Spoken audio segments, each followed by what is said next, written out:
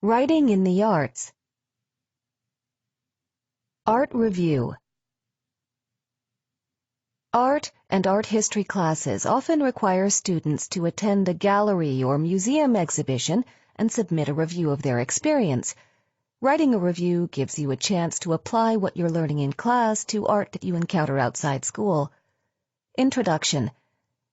The purpose of an art review is to advise others whether the show is worth attending and to provide useful background information and interpretation to those who do attend. As you write your review, assume that your reader is someone with an interest in art and some knowledge of it, but not an expert or an art critic. Brainstorm from your reader's point of view. What would this reader find interesting and useful?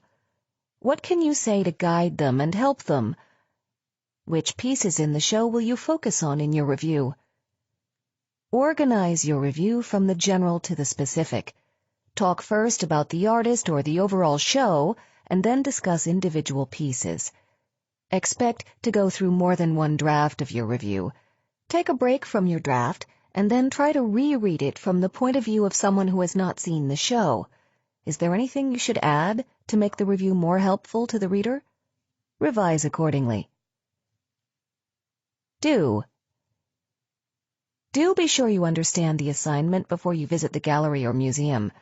Check to see if your instructor has asked you to pay attention to anything in particular in your review.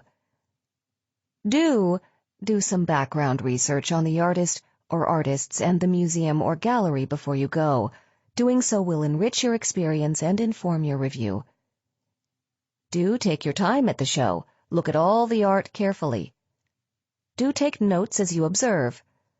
Do read all the information available at the gallery or museum, including wall texts and catalog copy. Do think about why the curator chose to show these works together, particularly if there are several different artists showing or just a small selection of a single artist's work. Do situate the work in a context. How is this artist similar to her contemporaries? Different from them? Which artists or artistic traditions may have inspired her? Does her work remind you of any other artist's work, or quote other works of art? Do include information about the artist if it is relevant to the artwork. Do describe the work physically. Do include photos of the artwork, if possible. Some museums and galleries don't permit photography, so be sure to check before you take pictures. Do cite any sources you use in the review. Don't say anything rude or insulting. If you did not enjoy the show or the art, explain why without being rude. Don't try to do too much. You won't have space to describe every piece in the show. Instead, focus on a few pieces to discuss in depth. Don't praise the work without offering analytical insight or supporting your opinion. Your review should offer more than just your likes and dislikes. Don't say that you don't understand art or this particular art. If you're in an art class, you're expected to make your best effort to understand. Writing a good art review. The three basic components common to most art criticism models are description, interpretation, and evaluation. A good art review will work through these components chronologically. When you describe a work or exhibition, you want readers to picture it without seeing it. A good strategy is first to describe the general features and build toward crucial details. Be sure to mention the relative size and position of features and be as detailed as possible. Ask a friend to read your description and then take a look at the work. Have your friend tell you what is confusing, misleading, inaccurate, or missing. Avoid the temptation to start interpreting the work too soon. Your interpretation should build on the description. Resist the urge to be overly personal, funny, or brilliant. Before writing, consider different contexts of the show. What did the artist or artists intend? How do the works relate to each other and to the exhibition space? What could the works mean to naive and knowledgeable viewers? Think about what the work reminds you of, how it makes you feel, and why. Would others share these associations? Think of how people of different cultural backgrounds, life experiences, and beliefs might respond. Sometimes it is appropriate to interpret art through a particular lens, such as formalist, disability studies, feminist, and so on. This strategy can expose an artist or curator's unintentional bias, but you should be careful not to insert your own bias. Avoid interpretations that are too personal and resist trying to be brilliant, humorous, or clever. Evaluation is tricky, and it is usually unhelpful to grade or rate the work. If you're reviewing professional work, it's probably good. To evaluate the work, consider its effectiveness in terms of what you think the artist wanted, its context in the exhibition space or show, and the likely viewership. Instead of saying it's good or bad, describe what was most effective and why. John Derby, Ph.D., is Assistant Professor of Visual Art Education at the University of Kansas, Lawrence. He serves on the editorial review board of the journal Art Education. Like this. In the top left corner of the page, Mallory Paddock. In the top right corner of the page, Gallery Review. In the top center, Interesting Media. Figure 1 on the left-hand side of the page is a large photograph of a metal sculpture. Quote, "Metal sculpture, to me, is like a collection of bones taken from different places and reassembled into something that evokes a natural emotional response." End quote. Johnson, quoted in Edric. Eric Johnson is a metal sculptor from Birmingham, Alabama. He began to weld in his father's garage as a teenager and began his artistic career in 1991. Aside from his metals work, Johnson writes part-time and adds dynamism to his portfolio with wall art as well as furniture. He worked for a long time as a designer, but he explains that, quote, "It seemed like the job that was paying the bills was the one getting in the way," end quote. Quoted in Edric. So he left his career for a life of fine arts. The majority of his sculptures are forms of abstracted figures or animals, reminiscent of some of the welded sculptures of Ella Hiltunen. Johnson has played with the human form and bends it to his will. In Ready for Takeoff, Figure 1, the figure is hunched over, and in the Art Center gallery, a candle has been placed in front of him. His long and geometric features, combined with the expression on his face, give a sense of formulaic mischievousness. What appears to be growing vertically out of his backpack is a long wire that ends at a propeller, hence the name of the piece. Like all of Johnson's works, an exoskeleton is used.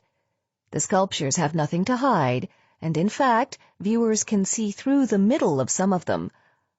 Also common in his sculptures, such as Ready for Takeoff, is an emphasis through isolation. The figure stands alone, which works simultaneously with the viewer's personal reactions. Page 2 shows Figure 2, another photograph of the artist's work. End of the Day, Figure 2, a depiction of a farmer at work, also stood out among the sculptures at the Art Center. Johnson shows a strong sense of line within the piece, using a wire to align the fence. What is most impressive is Johnson's choice of wood for the plinth base. The natural curve of the wood imitates the effect of earth that the farmer figure is sowing. That natural movement creates a sense of legato rhythm that further illustrates the life of a farmer and the mood of a long day's work on the farm. Eric Johnson's sculptures are strange yet engaging and thought-provoking. With process and materials being his expertise, Johnson's work is sure to inspire new approaches to art for the viewer. Works cited: Edric, Alice, quote, "Interview with Eric Johnson, metal sculptor," end quote. EmptyEasel.com. Empty Easel, 14 April 2011. Web, 21 April 2012. Mallory Paddock is a student at the Savannah College of Art and Design, class of 2015. Her website is www.mallorypaddock.com. Performance Review. Drama, literature, music, and dance classes often require students to attend a performance and submit a review of their experience. Writing a review forces you to watch a performance alertly and allows you a chance to share your insights and opinions with others. Introduction. The purpose of a performance review is to provide your readers with an impression of the show and help them decide if they want to attend too. As you work on your review, assume your reader is someone who is interested in the topic, but not an expert. Naturally, there is a lot you can say after a performance. Brainstorm your content from your reader's point of view. What kind of information will be most useful and interesting to them? Organize your review from broad topics down to smaller details. Start with the work and the company and work through to contributions of technical staff. Let your draft sit before revising it. Sometimes insights come to you a day or so after the performance, so allow yourself time to have some hindsight. As you revise, ask yourself if what you've written would be useful to people considering attending the performance. Would your review help them make the decision and enrich their experience if they do decide to go? To think of criticism as a conversation is to think of it as a social act, something that puts you in touch with other people who may think the way you do. Arlene Croce, dance critic. Do be sure you understand the assignment before you go to the performance. Check to see if your instructor has asked you to pay attention to anything in particular in your review. Do some background research about the playwright, composer, or choreographer whose work you are about to see, as well as the performers you will be seeing. Do some research into the performance history of the piece. This information will enrich and inform your experience. Do take notes discreetly during the performance. It can be difficult to remember details afterward. Do provide some information about the playwright, composer, or choreographer. Do comment on any individual performances that stood out. Do offer your interpretation of what the piece means, its general themes, or how it is relevant today. Do offer at least a few comments on each piece if the performance included multiple pieces. Do suggest ways the production could have been improved if you feel that it could have. Do mention the set, costumes, and lighting. Mention the names of the designers. Do offer readers information they will need if they decide they want to see the performance: place, date, times, and where to purchase tickets. If there are any special considerations for viewers, such as excessive violence or scenes unsuitable for children, let your readers know. Don't say anything rude or insulting. Even if you did not enjoy the performance, explain why without being rude. Don't write exclusively about your experience or feelings about the performance and neglect to provide information about it. Don't blame the performers or creative team if you didn't like the play, the music, or the dance. It's possible to distinguish between the piece being performed and the performers. You may see a good production of a play, dance piece, or musical composition that you don't really care for. Don't focus on one performer to the exclusion of others. Even if the piece features a star, be sure you give credit to other strong performers. Like this. Red Bull Theatre's revival of the little-known play, The Witch of Edmonton, illuminates a distant period in history that still resonates today. Written in 1623 by Thomas Dekker, John Ford, and William Rowley, the play shows what happens when an isolated community member becomes the scapegoat for all the community's problems. The play was directed by Jesse Berger, artistic director of Red Bull Theatre. His handling of the material brings to the fore the suffering and rage of the central character in the context of a suffocating and deeply prejudiced world. It is difficult to single out any particular performers in this uniformly strong cast of classical actors. Charlene Woodard, as Mother Sawyer, the witch, brings in a memorable and deeply moving performance. As the devil/dog who torments her, Derek Smith is both seductive and terrifying, sometimes creeping along the ground and other times walking upright. Justin Blanchard is compelling as Frank, the hapless young man who ruins the lives of both his loves, convincingly played by Christina Pumariega and Miriam Silverman. Sam Tsutsovas does a very moving turn reminiscent of King Lear late in the play. Adam Green provides welcome comic relief as Cuddy Banks. The ingenious set by Annika Lupez creates a claustrophobic, hemmed-in world, while the monochrome costumes by Kate O'Connor suggest a community in which conformity is all. The stark lighting designed by Peter West underscores the drama of the play. Daniel Levy's original music sets the tone. Rick Sorderlet designed the extensive and sometimes spectacular violence. The Witch of Edmonton, Red Bull Theatre. Lucille Lortel Theatre, address 121 Christopher Street at Bedford Street, New York City, Tuesday through Saturday at 7 p.m., Sunday at 2 p.m., through March 14th. Tickets at www.redbulltheater.com. The Theater Review. Theater criticism requires double vision. On the one hand, you need to be able to experience a live performance in the present tense as a work to which you react spontaneously, with laughter, tears, anxiety, or flat-out boredom. But there also has to be another part of you that's analyzing your own responses and figuring out why what's being done on stage makes you feel the way you do. In other words, you've got to have your gut and your mind operating at the same time. During a performance, I try to let my gut rule. Occasionally, and I mean this literally, I'll check my face to see if I'm smiling.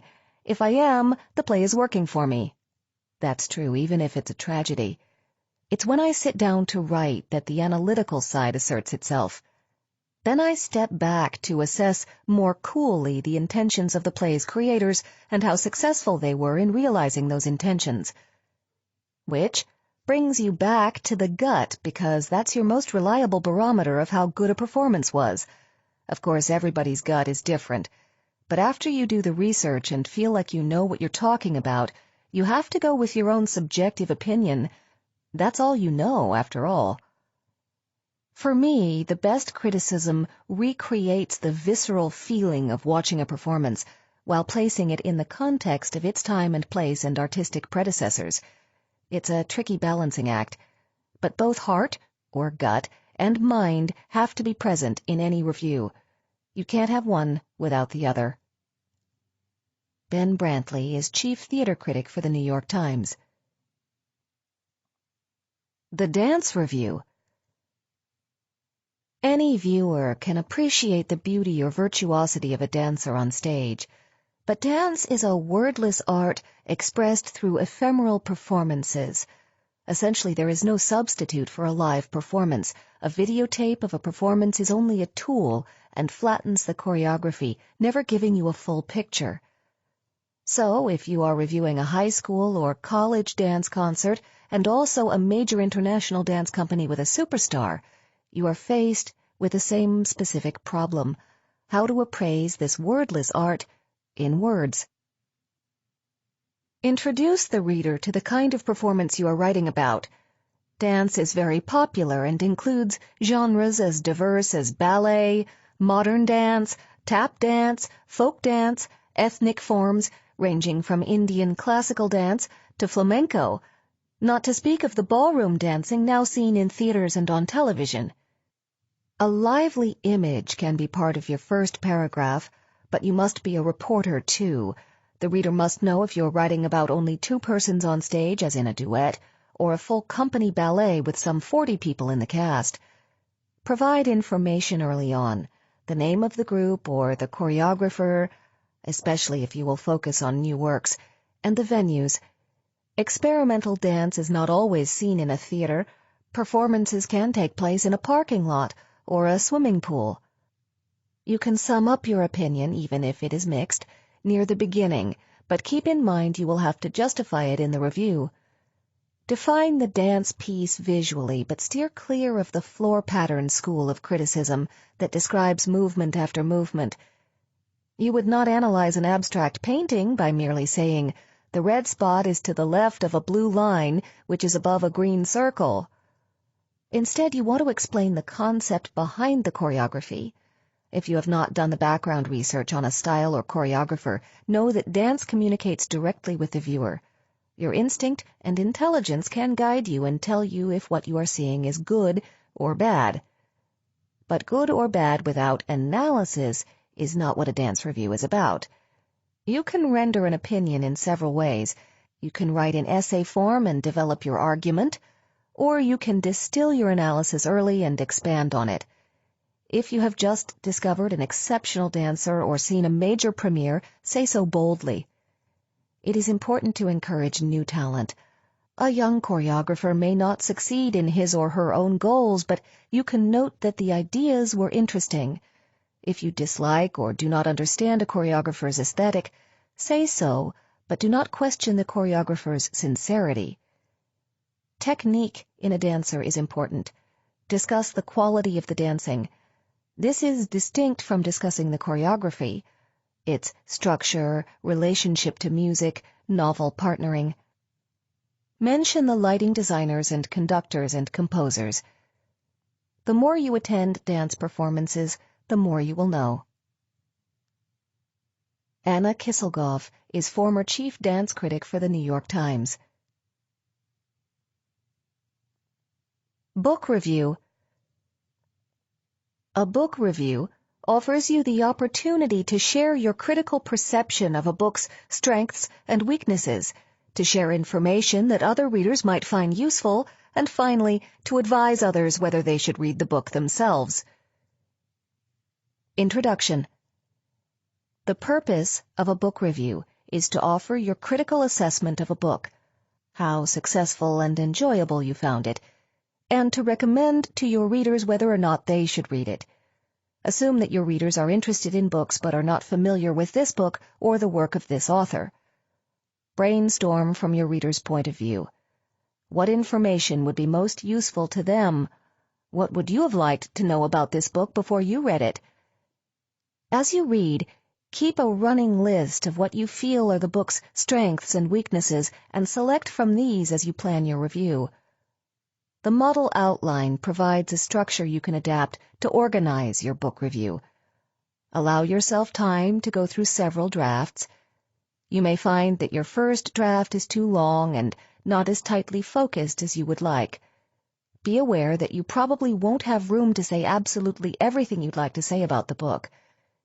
Choose your content during the organizing process, further hone it as you draft, and finally, revise it to ensure that your review is as concise as possible.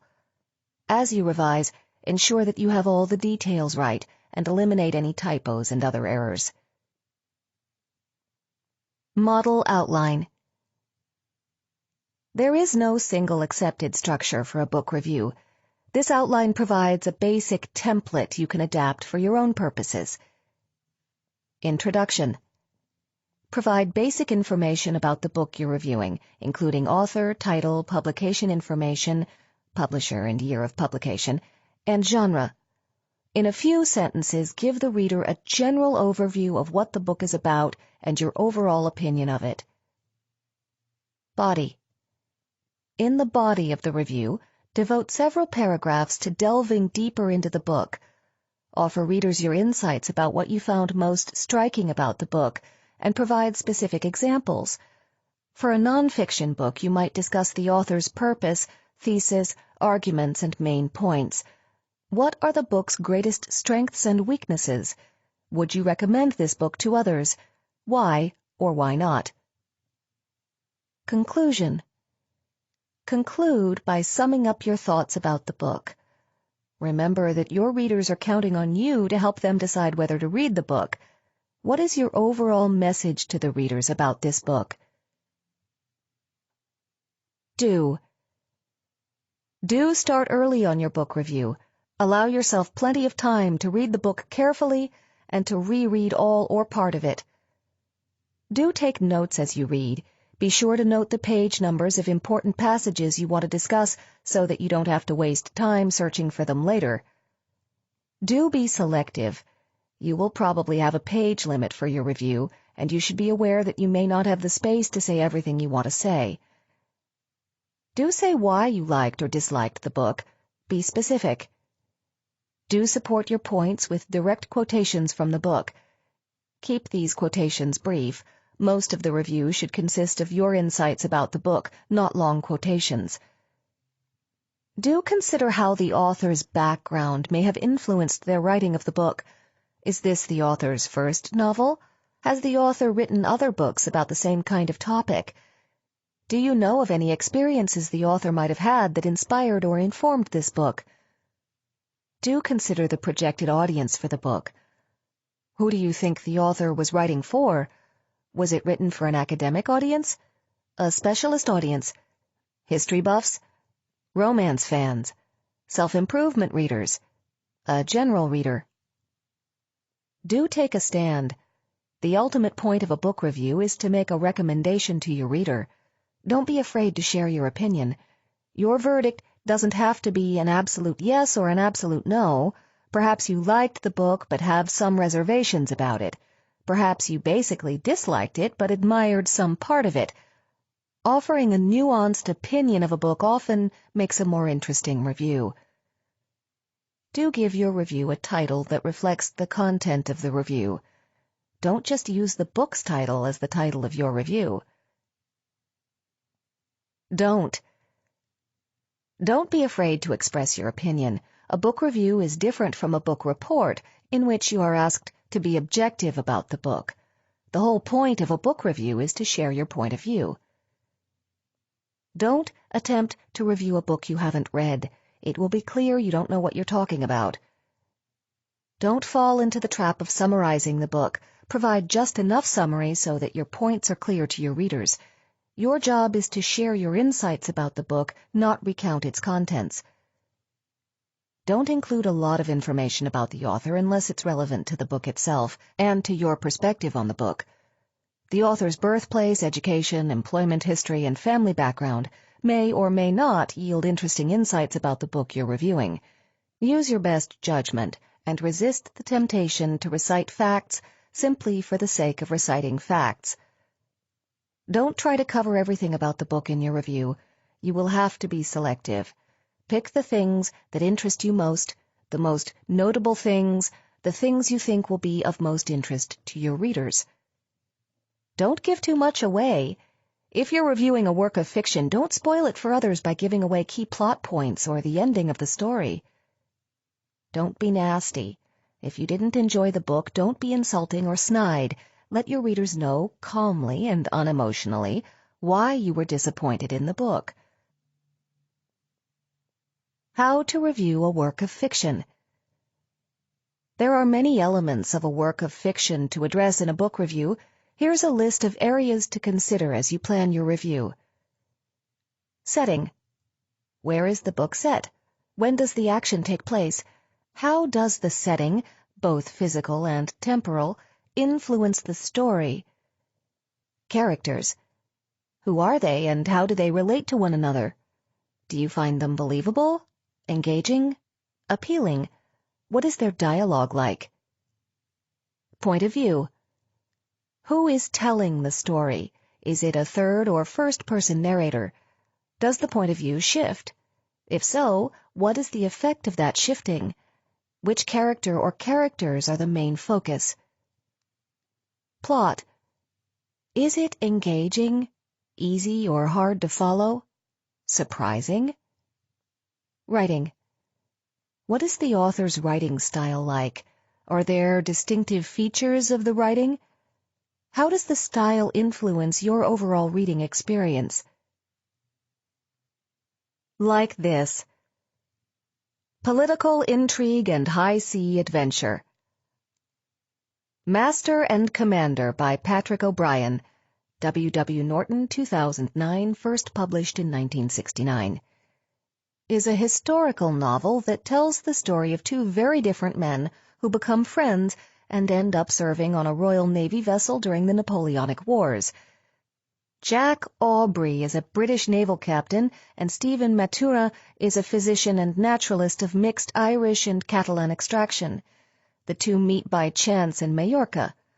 When Aubrey accepts command of the Sophie, he asks Matura to join as ship's surgeon. Master and Commander creates an absorbing and entertaining world. Although fans of historical fiction and military history would particularly enjoy this book, Master and Commander provides an exciting and engaging story that any reader can enjoy. Master and Commander provides a vivid depiction of the world of 18th and 19th century Europe. The book shows signs of careful research in its historical detail. The characters have distinctive speech patterns. Characters from different regions and classes speak with distinct accents. The descriptions of clothing are detailed without being tedious. The descriptions of life on board the ship, meals, sleeping arrangements, and the dangers of the service are engrossing. Particularly interesting is a glimpse into the medicine of the time. Although Dr. Matura is portrayed as an intelligent and skilled physician, the limits of medical science, before the development of anesthesia and antibiotics, are very striking, and some of the medical scenes are gory. To read Master and Commander is to take a trip back in time to a very different world. O'Brien also does a good job of introducing the social and political complexities of the times.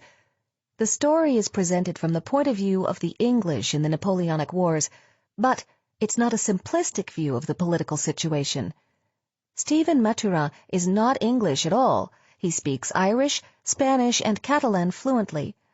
He has been involved in some sort of Irish revolutionary activity prior to the opening of the book. The characterization of Jack Aubrey is also complex and serves to illustrate some of the splits in English society.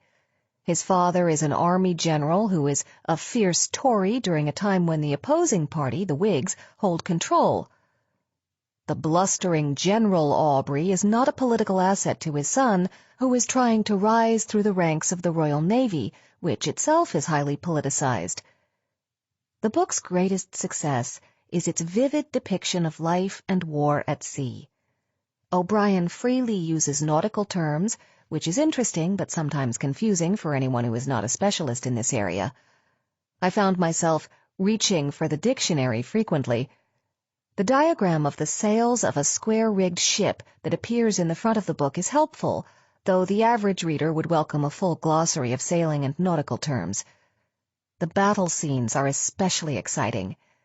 The book builds skillfully to several military encounters, and even if the terminology is not completely clear, it's virtually impossible to put the book down during these episodes. The development of the friendship between Aubrey and Matura is realistic and interesting. Both are likable in different ways. Aubrey is an almost John Bull type of Englishman, while Matura is intellectual and eccentric. Their relationship is effective on a personal level and also helps portray the political complexity of a world that is shrinking owing to the technology of sail. In conclusion, Master and Commander is enjoyable, interesting, and informative, and I highly recommend it. It is the first in O'Brien's 17-book Aubrey Maturin series, and I am eagerly looking forward to reading the rest.